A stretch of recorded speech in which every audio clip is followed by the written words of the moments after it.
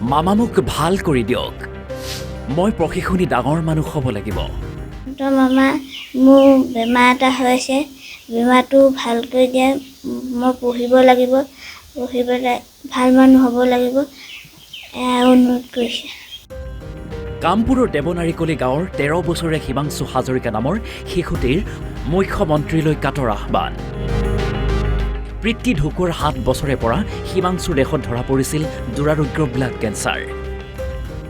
কিন্তু পিতৃহীন হিমাংশুক চিকিৎসা কৰাবলৈ অপাৰগ মাতৃ। সেয়ে মুখ্যমন্ত্ৰীৰ লগতে ৰাইজৰো অকণমান সহায় বিচাৰিছে মাতৃয়ে। কোনোবাই বিচাৰিলে মাতৃ জুলি হাজৰিকাৰ একাউণ্টত সহায়ৰ হাত আগবঢ়াব পাৰে। সৰু ল'ৰা শ্ৰী হিমাংশু হাজৰিকা আজি 7 মাহ ধৰি দুৰাৰোগ্য ৰোগত আক্ৰান্ত হৈ আছে। তাৰ বাপেক ঢুকুৱা এবছৰ হ'ল যদিও বাপেক ঢুকুৱাৰ 7 মাহৰ পাছতে মোৰ ল'ৰাটো বেমাৰ হৈছে।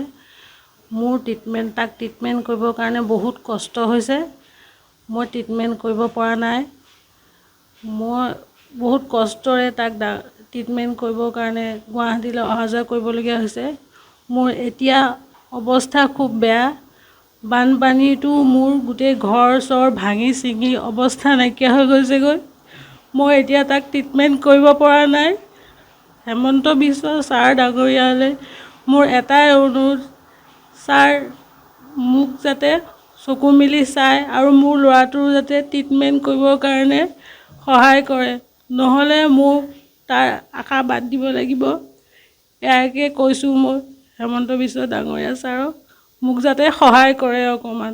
মই পোৱালিটো বৰমাক হওঁ। পোৱালিটো বহুত অসুস্থ।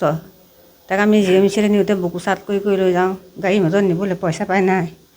তেনেকৈয়ে চিকিৎসা কৰিছোঁ জিএমচিত। কিছু মানুহে সহায় কৰিছে, দিছে পইচা পায়। ঘৰত অৱস্থা নাই, দেউতাক নাইকিয়া। দেউতাক মৰা 7 মাহ পাছতে পোৱালিটো বেমাৰ হৈছে। আকৌ ডাঙৰ ল'ৰাটো পঢ়ি আছে, তাক পঢ়াব পৰা নাইকিয়া। সেয়া মানে বহুত অসুবিধা আৰু। তাকে হিমন্ত বিশ্ব ছাৰক সহায় জনাইছোঁ যেন পোৱালিটোক চকু মেলি চায়, বাপেকে নাইকিয়া মাৰুৱা পোৱালি, অকণ সহায় কৰক। তাকে অনুৰোধ জনাইছোঁ আৰু। তো মামা মোৰ বেমাৰ এটা হৈছে, বেমাৰটো ভাল কৰি দিয়ে। মই পঢ়িব লাগিব, পঢ়ি পেলাই ভাল মানুহ হ'ব লাগিব, অনুৰোধ কৰিছে। কামপুৰৰ পৰা অৰূপ বৰা, NB নিউজ।